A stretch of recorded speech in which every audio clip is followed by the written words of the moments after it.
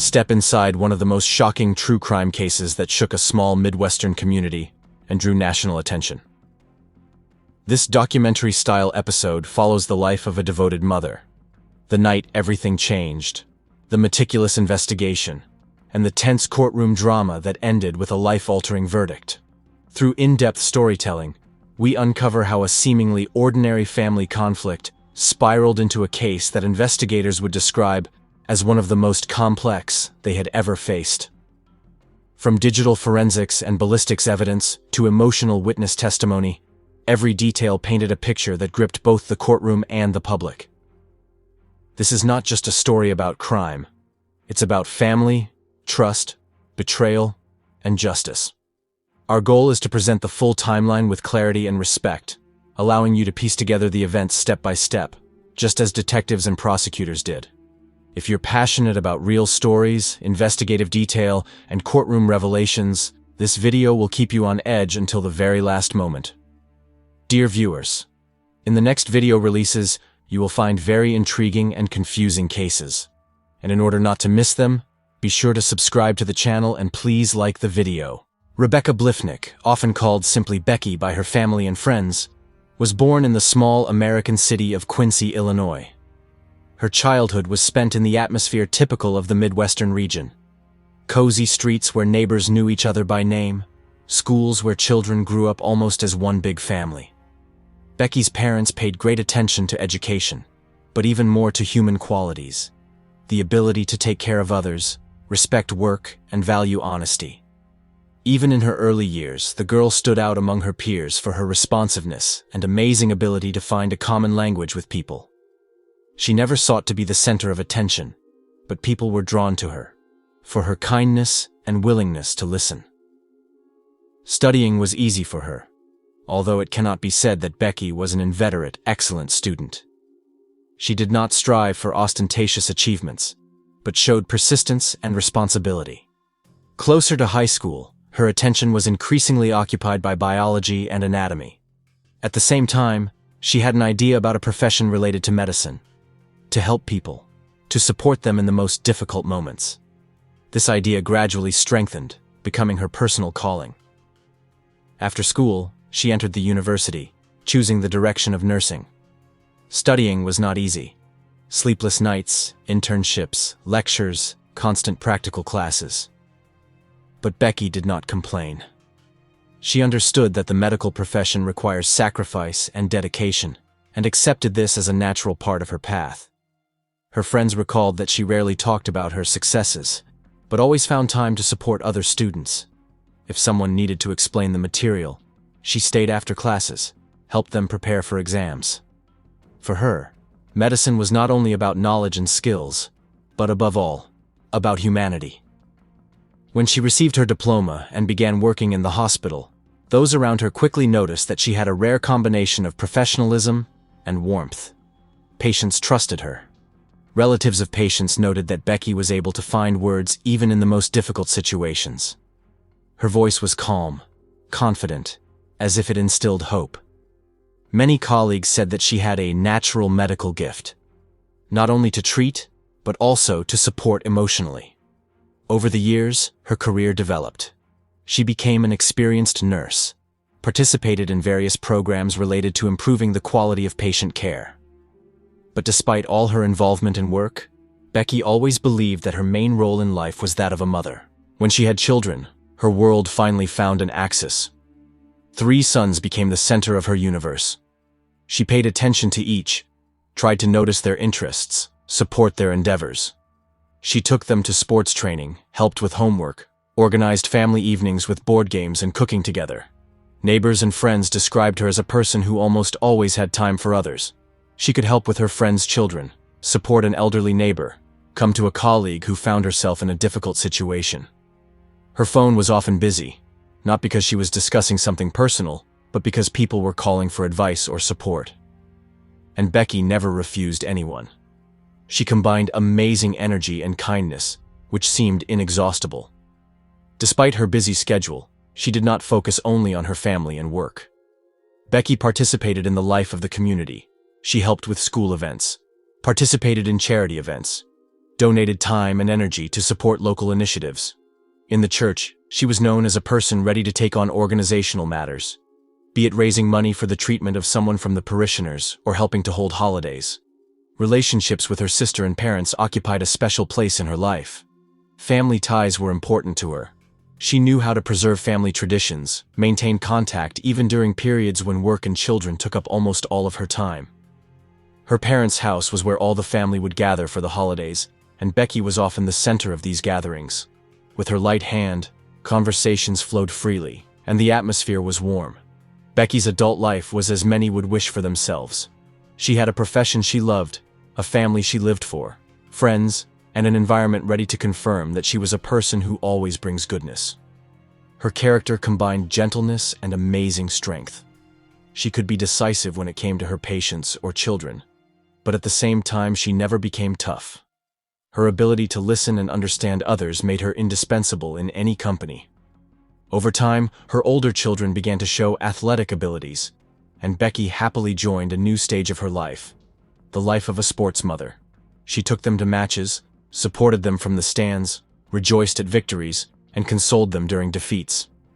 In these moments, her whole motherly heart was revealed. The ability to inspire, to explain that the main thing is not the result, but the desire for the best. In the evenings, her house was filled with familiar sounds, the laughter of children, the smell of home-cooked food, music in the background. Becky loved simple joys, walks in the park, trips out of town together, picnics, going to the movies. She did not chase luxury and status. Her happiness was in small moments. She remained an example for her colleagues, not only as a professional, but also as a person who knew how to combine a career and motherhood. Many noted her organization, her ability to find a balance between work and family. She did not hide the fact that this was difficult, but her energy and optimism were infectious to others. Thus, by the time she entered adulthood, Becky was an example of the woman about whom they say, "She makes the world around her better." Nurse, mother, friend, sister, daughter.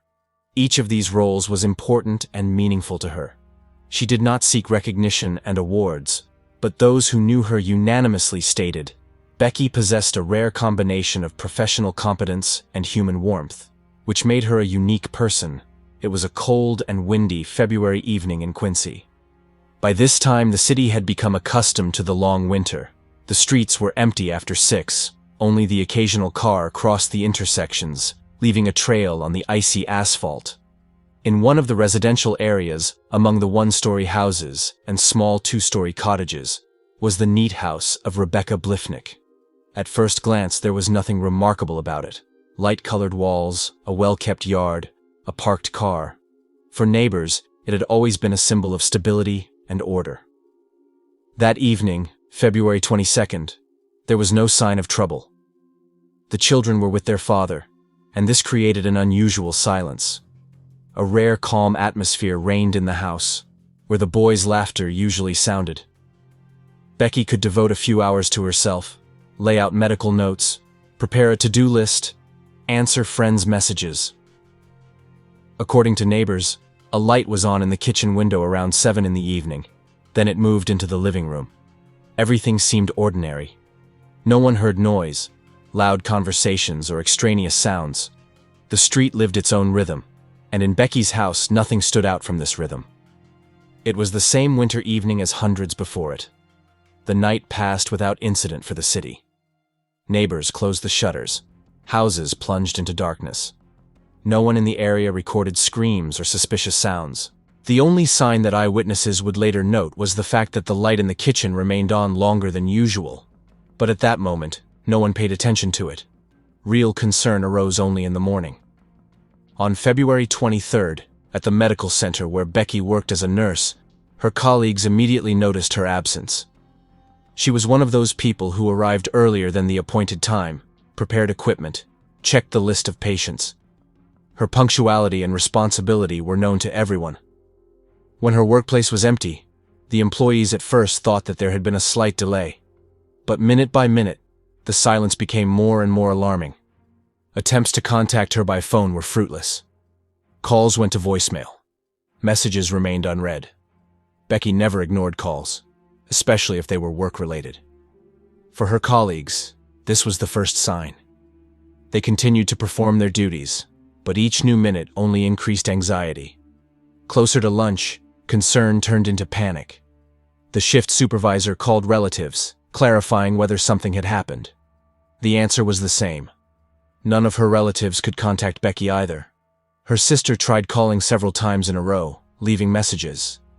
Her parents also tried to call, but there was silence in response. This behavior was completely unusual for a woman who always maintained contact with her family. Gradually, it became clear that the situation was going beyond the usual lateness. Around midday, a decision was made to contact the police. The official record of the duty officer included the standard wording: "The woman did not contact, is not at work. Relatives and colleagues are concerned." For a small town, such calls were taken seriously. Here, people knew each other, and the disappearance of a local resident immediately became an event. The patrol arrived at Becky's house in the afternoon. The woman's car was in its usual place near the garage. This looked strange. Transport never stood idle here without a reason. The blinds were down, and there was no answer to the doorbell. The police knocked a few times, listened. Silence. The neighbors started coming out into the yard. They noted that they had seen the light the night before, that everything seemed calm, and no one had noticed anything suspicious. The officers dialed her number. Again, there was no answer. At this point, the situation acquired the official status of a resident's welfare check. The police contacted relatives, asking them to come to the scene. Sometime later, Becky's parents' car drove into the yard. Their sister was with them. Their faces reflected the tension.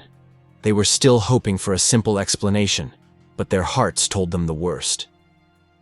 The family had a set of keys to the house. Together with the officers, they approached the door. The lock gave in without difficulty. When the door opened, everyone was greeted by an unusual silence. Everything in the hallway was in its place. Shoes were neatly lined up against the wall. Jackets were hanging in the closet. There was a mug on the kitchen table and a notepad with a to-do list next to it. The atmosphere of the house did not create the impression of chaos or sudden departure. Everything indicated that the owner planned to return to her business. The police began a sequential inspection. The first floor looked ordinary. In the living room, there was a sofa with blankets. The TV was turned off. A book lay on the coffee table. The room was in order. No signs of a struggle. No disorder. Every detail looked as if time had stopped here the night before. The officers went into the dining room, looked into the utility room. Nothing suspicious. Having gone up to the second floor, they immediately felt an oppressive silence. The children's rooms were empty. Toys were neatly folded. Beds were made.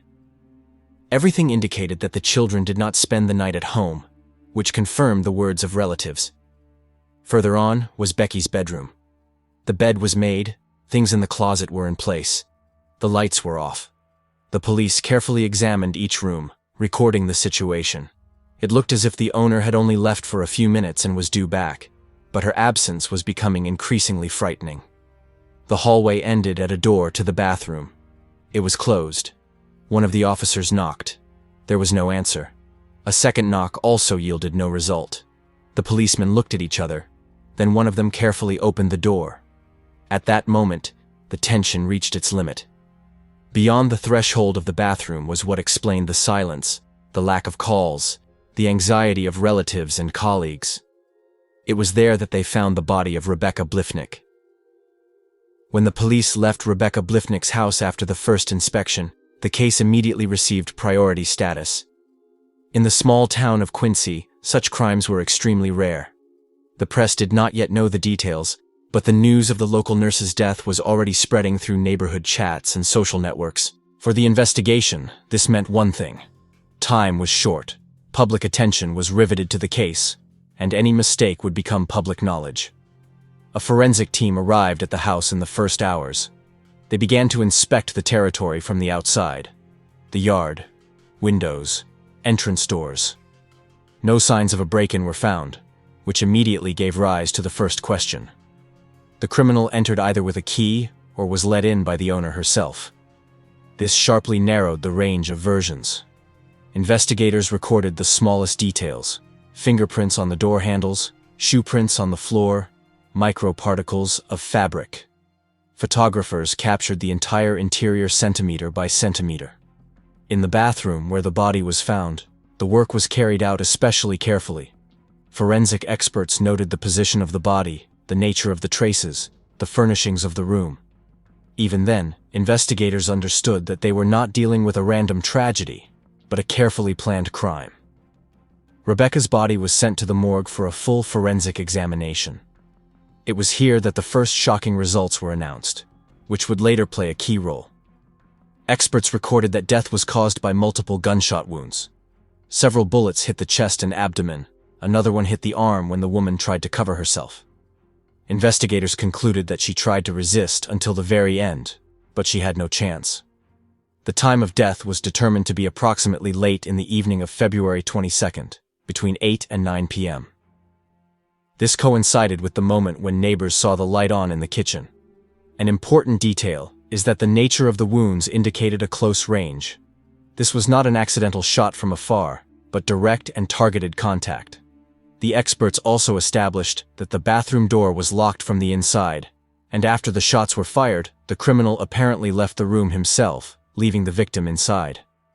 This detail reinforced the assumption that the killer acted in cold blood, without haste. While the evidence was being analyzed in the lab, investigators began questioning witnesses. The first category was the neighbors. They said that everything seemed calm in the evening. They did not hear any screams or loud sounds. However, one of the neighbors mentioned that he saw a parked car near the house closer to 9 in the evening. He did not remember the make and color, but noted that the car did not belong to local residents. This could have been an important clue. Becky's relatives gave the police a different vector. They reported that the woman was in the process of divorce. The relationship with her ex-husband was tense. There were legal proceedings between them regarding the division of property and custody of the children. This testimony sharply increased the investigators' interest in the ex-husband. In such cases, it is the immediate environment of the victim that is considered first. At this time, forensic experts continued to collect data. Becky's phone was found at home, on the bedside table. Analysis of messages showed that at about 7:45 p.m., she was texting a friend, discussing work issues and plans for the weekend. The correspondence stopped abruptly, about 15 minutes before the presumed time of death. After that, the phone was no longer used. Another detail, a document with work notes was open on the laptop in the living room, saved at 7:50 p.m. Everything indicated that she was doing ordinary things until she encountered the killer. At the same time, experts studied ballistics. Bullets of 9mm caliber were found in the victim's body and at the crime scene. This is one of the most common calibers in the United States, but the shape of the rifling on the casings could indicate a specific model of the weapon. After analysis, it became clear. The shot was from a gun registered in the name, and this became a turning point. The database confirmed that the gun was registered to Becky's ex-husband, Tim Blifnick. This information became the key for the investigators. Of course, it was impossible to draw conclusions prematurely. The weapon could have been stolen, and anyone could have had access to it. But coupled with a difficult divorce, conflicts, and legal proceedings, the motive was too obvious. The police decided to act cautiously to prevent information leaks. First, Tim was invited for questioning as a witness, officially to clarify the details of his relationship with his ex-wife. During the interrogation, Tim looked reserved, but noticeably tense. He said that he was home alone in the evening, doing some business, and later went to bed. He did not specify the time, referring to the fact that he doesn't remember exactly. When asked about his weapon, he replied that he kept it with him and it was completely safe. When the investigators asked him to show the gun, he said that he could not do this right now. This evasiveness was alarming. In the meantime, the police received a warrant to search his house. The investigation revealed that the weapon was indeed missing. Tim could not explain where it had gone. His version sounded vague. Perhaps he had lent the gun to a friend, but he did not remember to whom or when. This was too convenient and unreliable for the investigation. In addition, traces of a recent cleaning of the gun box were found in his house. The investigation continued. The police began questioning Tim's colleagues, his friends, and relatives. Several people confirmed that in recent months, he had often talked about a difficult divorce, complained about the trials, expressed irritation about the division of property and children. One friend mentioned that Tim had even allowed himself to use harsh language towards his ex-wife, which seemed like a joke at the time, but looked different against the backdrop of what had happened. This testimony formed the basis for the line of motives. Additional evidence was cell tower data. Tim's phone was registered in the area where Becky's house was located on the night of the murder.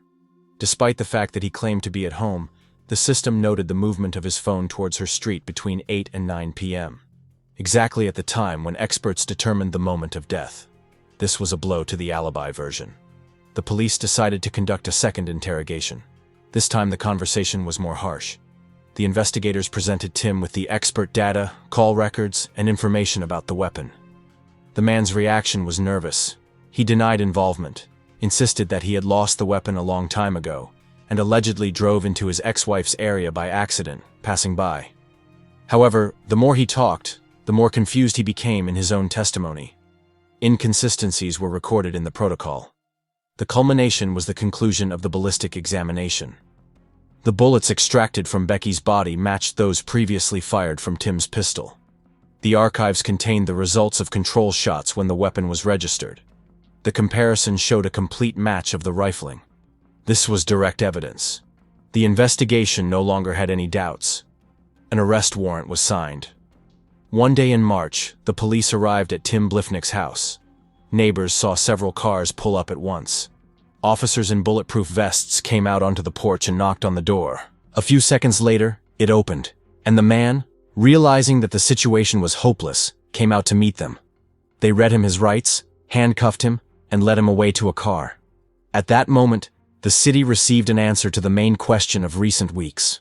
Who was behind the death of Rebecca Blifnick? When Tim Blifnick was behind bars, the case of his ex-wife's death entered a new phase. The public was waiting for an answer to the question of what the punishment would be. For the city of Quincy, the trial was not just a trial, but a real test. Here, a personal family drama, a high-profile murder, and the attention of the entire country came together. It was clear from the first days that the courtroom would be overcrowded. Journalists with tripods and microphones took their places in the hallway, long before the start of the hearing. Becky's relatives appeared in court in strict mourning clothes, standing together, as if emphasizing unity. Tim's parents and several friends were present on his side. The atmosphere was tense. Every look, every movement became the subject of discussion in the press. The trial began with the formal presentation of charges. The prosecutor announced the list: intentional murder in the first degree, illegal possession and use of a firearm. The judge asked Tim about his position, and he answered briefly, "Not guilty." From that moment on, a long legal battle began. The prosecution immediately made it clear that it had an impressive evidence base. In his opening statement, the prosecutor emphasized three key points: motive, weapon, and digital evidence. According to him, Blifnick had a strong motive related to the divorce and conflicts over the children. The gun, registered in his name, matched the ballistic characteristics of the crime weapon, and the data from cell towers clearly indicated that his phone was near Becky's house at the time of the murder. The defense, on the contrary, built a line on doubts. Tim's lawyers tried to show that the evidence was circumstantial, that the weapon could have been stolen by third parties, and the phone was left in a car that anyone could use. They tried to instill in the jury the idea that there was no direct evidence recording the moment of the murder. At the next hearing, forensic experts entered the courtroom. The first to speak was the forensic pathologist who performed the autopsy. His testimony was cold and precise. He described the nature of the wounds, their location, the fact that death occurred quickly, but the woman had a few seconds to react, which proves her attempt to defend herself. These words shook the room. Becky's relatives could hardly hold back their tears, and the jurors, sitting in the front row, carefully recorded every detail. Next came the ballistics expert. He presented photographs of the bullets and cartridges found at the crime scene and compared them with the control shots from Tim's gun. On the big screen, the jurors were shown enlarged images of the rifling.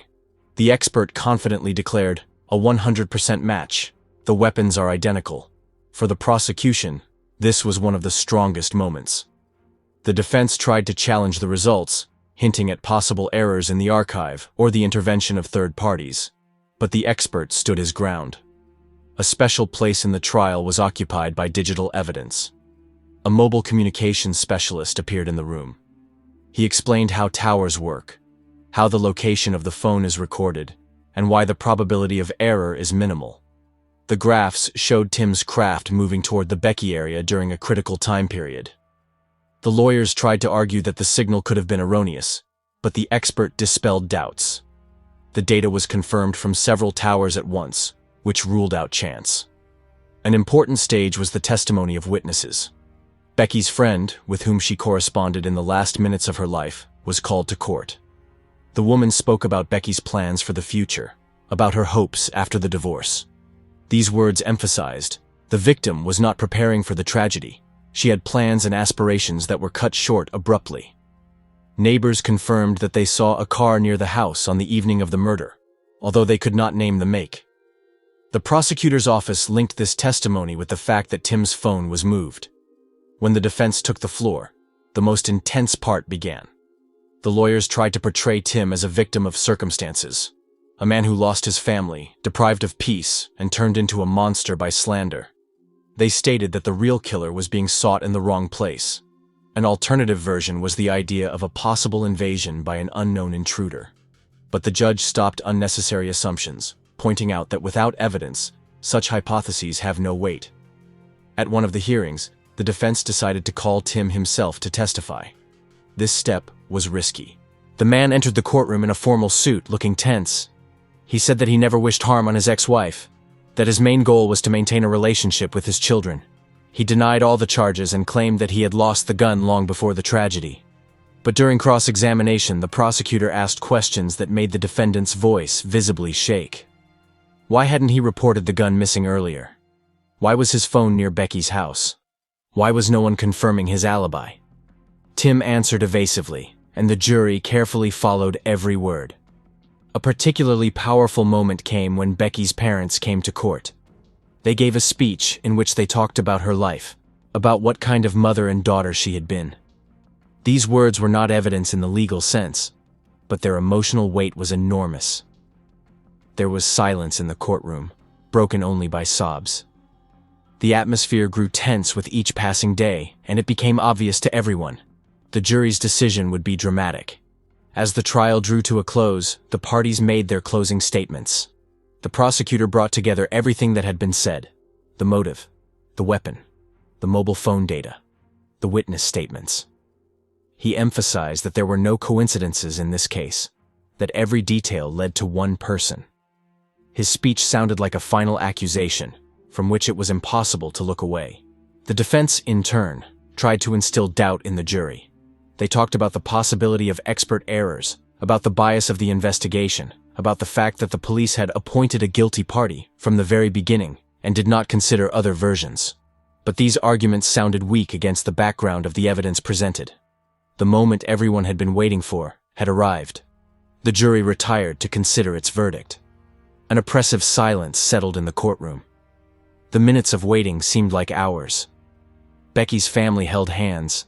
Tim's parents hung their heads. When the door opened and the jury returned, the tension was at its peak. The foreman stood up and read the verdict: guilty.